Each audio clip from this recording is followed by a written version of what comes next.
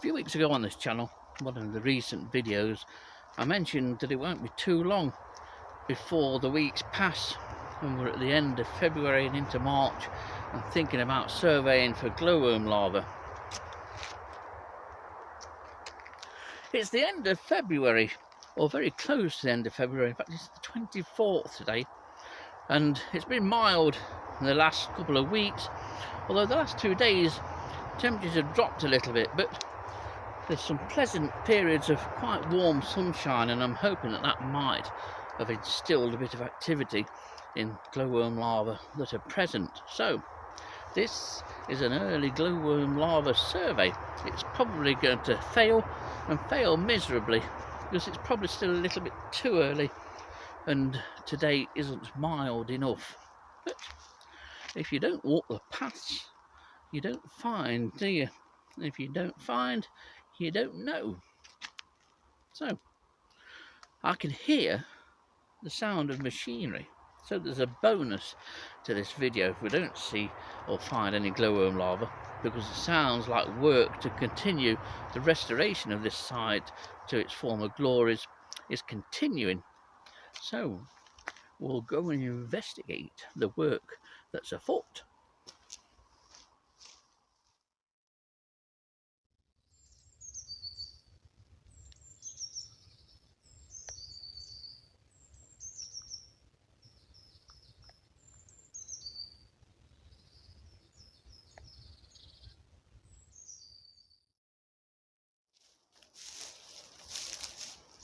Right, I was looking for any old labels, but there'll only be about 1 or 2 labels in here from last year, because there was only a handful of glowworm females found along the grass strip in 2022, hoping for slightly better things this year. But after that hot summer last year, it's not guaranteed that numbers will increase.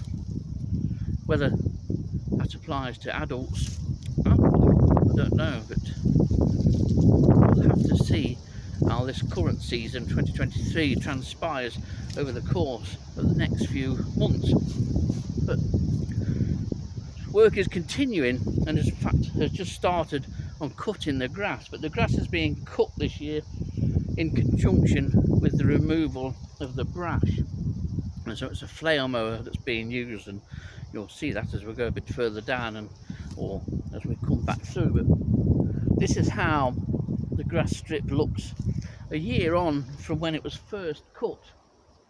Now I'm going to turn the camera around in a minute, and you might think, well, goodness gracious, it looks worse now it's turned the camera around. But bear in mind that when it was all cut last year, it was all sort of brown, and there was no grass or very little sign of any grass or greenery in it. This year it's a startling difference, at least I think so, and I'll try and illustrate what I mean with these photographs or video footage as we walk up looking for larvae, and then as we walk back down. But that's what's not been done, and that's what's been done. It might look drastic and everything's shredded, and indeed it is shredded, but that's what flail mowers do. But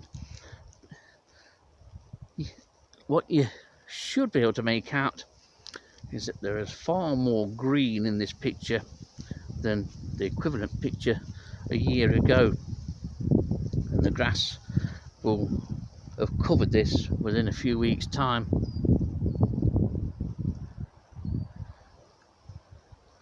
Anyway, we're heading right up to the top there, as far as you can see.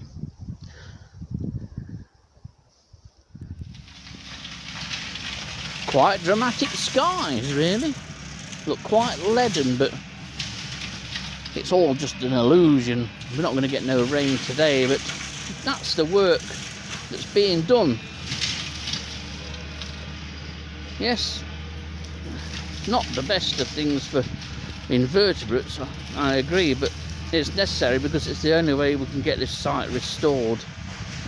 Once all the hard stuff, the thick woody stuff, has gone, then ultimately we can get back to just a tractor with a gang mower going over here. But while it may have some adverse effect on glowworm larvae. You've got to remember that many of the glowworm larvae will come into the grass strip to pupate and then ultimately glow as females from where it's cutting now, or at the back of where it's cutting now. Now that's been opened up, it's creating more habitat. It must have some decent blades on it. That flail, you won't want to put your finger in it. And anyway, it's a good way of getting rid of all the brash. I'd rather like that than just have the brash piled up in one of these so-called dead hedges I'm not particularly a fan of. At least the grass and the vegetation can grow through all this. It's called, and indeed is, progress. Now this is the bottom of section D. No glowworm larva of course as yet, but all the brash that's been piled up here is going to be chopped up by the machinery that's working gradually up through sections A and B at the moment. The thicker trunks of all this brash of the scrub silver birch is now laid at the back, so it's really opened it up, and that back strip at the other side of the what is the grass strip hasn't been opened up for years. It's only ever been cut once since 2008, and I think that was 2011 when that was. The whole thing was just cut down and mulched. It always used to be just birch scrub and holly and copious amounts of bramble and bracken. So the work that's being done by thinning out the silver birch is opening that back up, and that will benefit glowworms and other wildlife of course.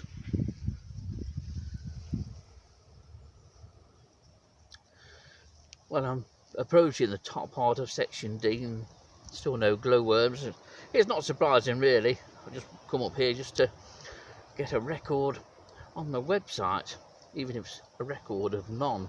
But with the narrowing of the path, obviously glowworm larvae this year again are going to be at the mercy of cyclists and also walkers, but they've always been like that. But years ago they had twice as much path to go at. We've still got a path here behind me which is about 4 or 5 foot wide. It should be double that. It should be, there's another 4 foot from where I'm sat here to where the edge of the path actually is, and there's about a foot just this side as well. So when the path was its full width, glowworm larvae were less commonly found dead, and it's a shame that nothing can be done, at least at the moment, by the encroaching vegetation onto this path. At some time, no doubt, if Nottinghamshire County Council finds the money, this path may well be relaid like it was a number of years ago. But I'd best get off my backside and finish this section for glowworm larvae. I hate hills.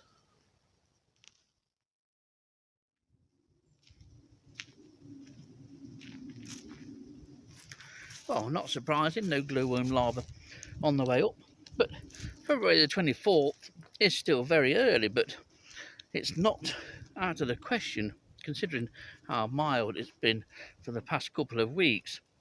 And although the temperatures dropped today a little bit on what it has been, it's still plenty warm enough in this lovely early spring or late winter sunshine. A nice view nonetheless of the centre tree.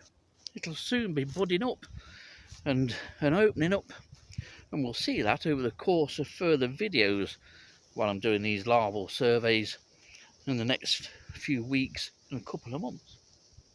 So it's a walk back down to see what progress has been made on the works that are continuing here.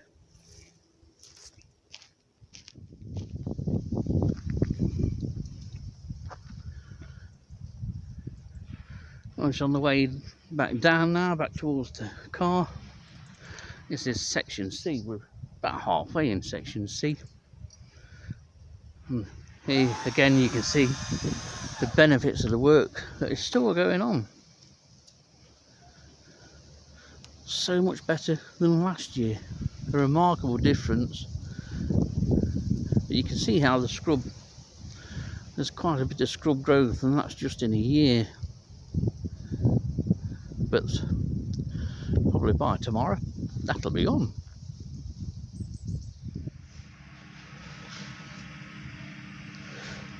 So that's the machinery that's being used. First time that I've seen it cut, but normally it was always cut with a tractor or just a gang mower at the back of it. But because of the thickness of the vegetation at the back and the brash, get the whole thing done in one go for this season, and cut all the brash up and also cut the grass at the same time, and then he'll come back up and do this strip nearest the path.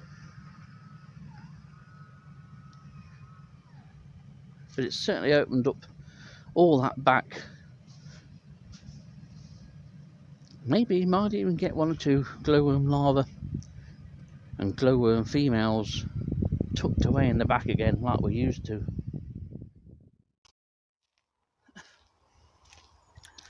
Well, not surprisingly, no glowworm larvae. This is a very early, if not too early, survey for glowworm larvae, but you never know. If you don't go out and look, as I've said before, you don't find out, do you? So it's back home. We'll try again in a few weeks' time, probably around the middle of March. Just depends on the weather and how mild it stays or gets.